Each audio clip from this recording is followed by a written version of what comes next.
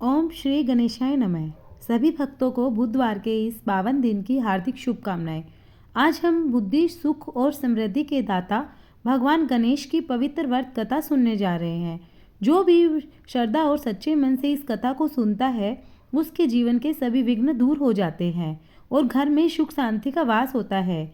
आइए पूरी श्रद्धा और विश्वास के साथ हम भगवान गणेश का स्मरण करते हुए बुधवार व्रत की कथा का शुभारंभ करते हैं। कथा प्रारंभ करने से पहले जानते हैं बुधवार का व्रत क्यों किया जाता है। चलो कुछ जानते हैं।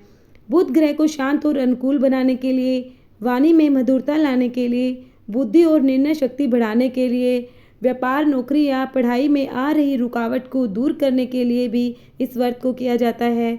धन, सौभाग्य और समृद्धि के लिए। बुधवार की एक पौराणिक कथा है। चलो उसे प्रारंभ करते हैं। एक समय किसी नगर में बहुत ही धनवान साहूकार रहता था। साहूकार का विवाह नगर की सुंदर और गुणवती लड़की से हुआ था। एक बार वो अपनी पत्नी को लेने बुधवार के दिन ससुराल गया और पत्नी के माता पिता से विदा कराने के लिए कहा। माता पिता बोले, बेटा आज बुधवार है, बुधवार को किसी भी शुभ कार्य के लिए यात्रा नहीं करते। लेकिन वह नहीं माना और उसने वहम की बातों को न मानने की बात कही। दोनों बैलगाड़ी में बैठकर यात्रा प्रारंभ करने लगे। 2 कोस की यात्रा के बाद उसकी गाड़ी का एक पहिया टूट गया। वहां से दोनों ने पैदल की यात्रा शुरू की। रास्ते में पत्नी को प्यास लगी तो साहूकार उसे एक पेड़ के नीचे बैठाकर जल लेने के लिए चला गया। थोड़ी देर बाद जब वो कहीं से जल लेकर वापस आया तो वह बुरी तरह हैरान हो उठा, क्योंकि उसकी पत्नी के पास उसी की शक्ल का दूसरा आदमी बैठा था। पत्नी भी साहूकार को देखकर हैरान हो गई।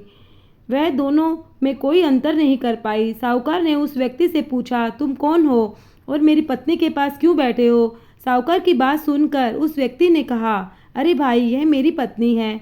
मैं अपनी पत्नी को ससुराल से विदा करा के लाया हूँ। लेकिन तुम कौन हो जो मुझसे ऐसा प्रश्न कर रहे हो। साहूकार ने लगभग चीखते हुए कहा, तुम जरूर कोई चोर या ठग हो। यह मेरी पत्नी है, मैं इसे पेड़ के नीचे बैठाकर जल लेने गया था। इस पर उस व्यक्ति ने कहा, अरे भाई, झूठ तो तुम बोल रहे हो। पत्नी को प्यास लगने पर जल लेने तो मैं गया था। मैं तो जल लाकर पत्नी को पिला भी दिया। अब तुम चुपचाप यहाँ से चलते बनो, नहीं तो किसी सिपाही को बुलाकर तुम्हें पकड़वा दूंगा। दोनों एक दूसरे से लड़ने लगे। उन्हें लड़ते देख बहुत से लोग वहाँ इकट्ठे हो गए। नगर के कुछ सिपाही भी वहाँ आ गए। सिपाही उन दोनों को पकड़ के राजा के पास ले गए। सारी कहानी सुनकर राजा भी कोई निर्णय नहीं कर पाया। पत्नी भी उन दोनों में से अपने वास्तविक पति को नहीं पहचान पा रही थी। राजा ने उन दोनों को कारागार में डाल देने को कहा। राजा के फैसले को सुनकर असली साहूकार भयभीत हो उठा। तभी आकाशवाणी हुई, साहूकार, तूने माता पिता की बात नहीं मानी और बुधवार के दिन अपने ससुराल से प्रस्थान किया। यह सब भगवान बुद्धदेव के प्रकोप से हो रहा है। साहूकार ने भगवान बुद्धदेव से प्रार्थना की कि हे भगवान बुद्धदेव, मुझे क्षमा कर दीजिए, मुझसे बहुत बड़ी गलती हो गई है। भविष्य में अब कभी भी बुधवार के दिन यात्रा नहीं करूंगा और सदैव बुधवार को आपका व्रत किया करूंगा। साहूकार की प्रार्थना से प्रसन्न होकर भगवान बुद्ध ने उसे क्षमा कर दिया। तभी दूसरा व्यक्ति राजा के सामने से गायब हो गया। राजा और दूसरे लोगों इस चमत्कार को देखकर हैरान हो गए। भगवान बुद्धदेव की अनुकंपा से राजा ने साहूकार को और उसकी पत्नी को सम्मान पूर्वक विदा किया। कुछ देर चलने पर रास्ते में उन्हें बैलगाड़ी मिल गई। बैलगाड़ी का टूटा हुआ पहिया भी जुड़ा हुआ था। दोनों उसमें बैठकर नगर की ओर चल दिए। साहूकार और उसकी पत्नी दोनों बुधवार को व्रत करते हुए आनंद पूर्वक जीवन यापन करने लगे। भगवान बुद्धदेव की अनुकंपा से उनके घर में धन संपत्ति की वर्षा होने लगी।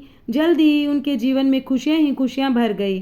बुधवार का व्रत करने से स्त्री पुरुष के जीवन में सभी मंगल कामनाएं पूर्ण होती है। जय हो बुद्ध देवता की।